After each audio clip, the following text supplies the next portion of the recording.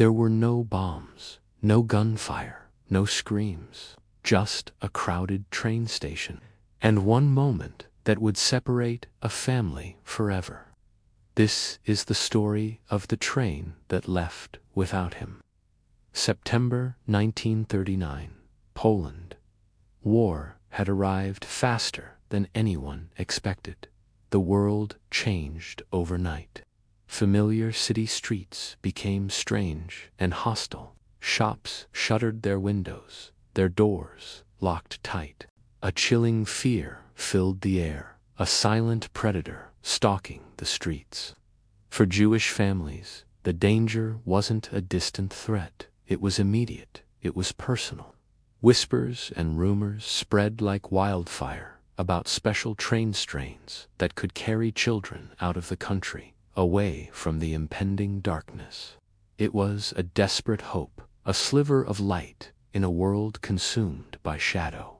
Parents were told their children would be safe, that this heartbreaking separation would only last a few months. It was a promise they clung to, a comforting lie they needed to believe. And for the most part, they did. They had to. Imagine this: a father, a mother, and their young son standing on a chaotic platform. The air is thick with a mixture of steam from the engine and the palpable anxiety of hundreds of families.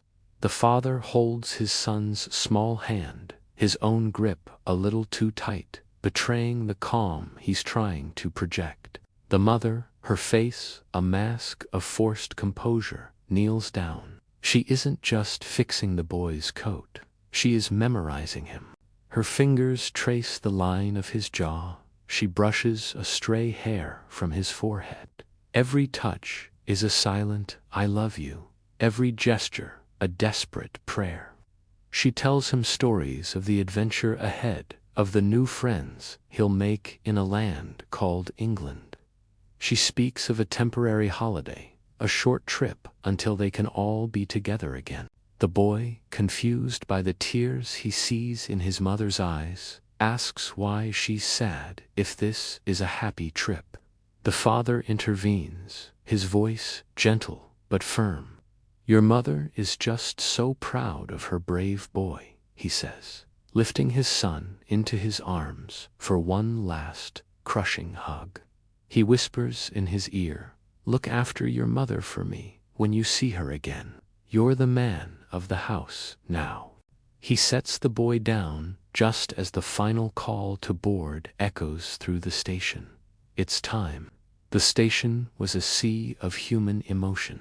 Parents holding their children as if they could physically prevent this departure.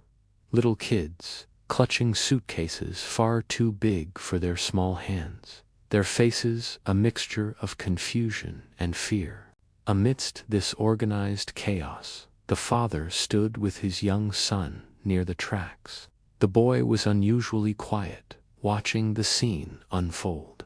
He couldn't quite grasp the magnitude of the moment, the reason for all the tears. His mother, her movements slow and deliberate, fixed his coat one final time. She smoothed the collar, buttoned it up to his chin, as if taking her time could somehow stop the train from leaving, could stop time itself.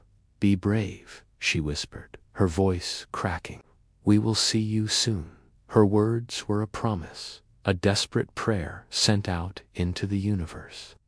The boy, ever obedient, simply nodded. Then the piercing whistle blew.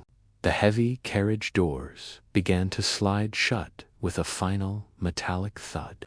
The father lifted his hand to wave, a simple gesture that carried the weight of 1,000 unspoken words. The mother managed a smile, a beautiful, heartbreaking smile, even as tears streamed freely down her face. That smile, that wave, that final, fleeting image, that was the last time the boy ever saw them. The journey was a blur. The train rumbled on, crossing borders into unknown lands. Days bled into nights. The familiar Polish landscape gave way to foreign countryside. For the boy, it was a lonely, bewildering passage. He arrived in England, a strange country with a strange language.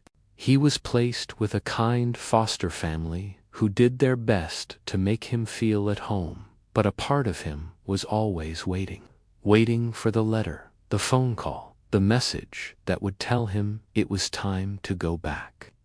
The war raged on, a distant storm he only heard about on the radio. Months turned into years.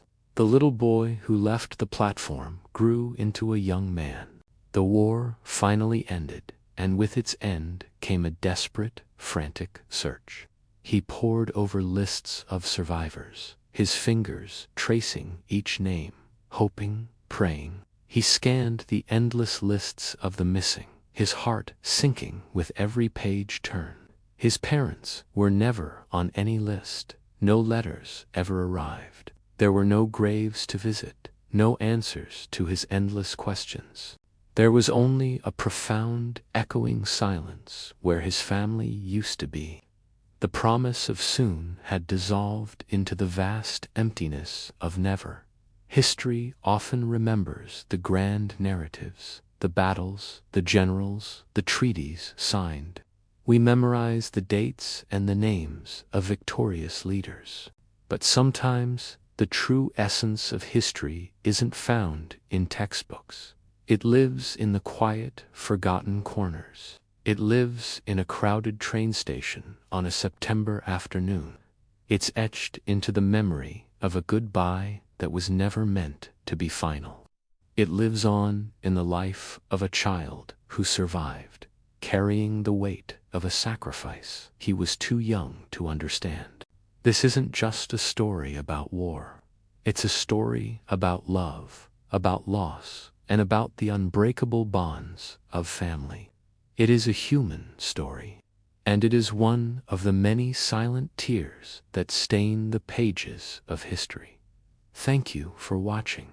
If this story touched you, please consider subscribing for more stories that deserve to be remembered.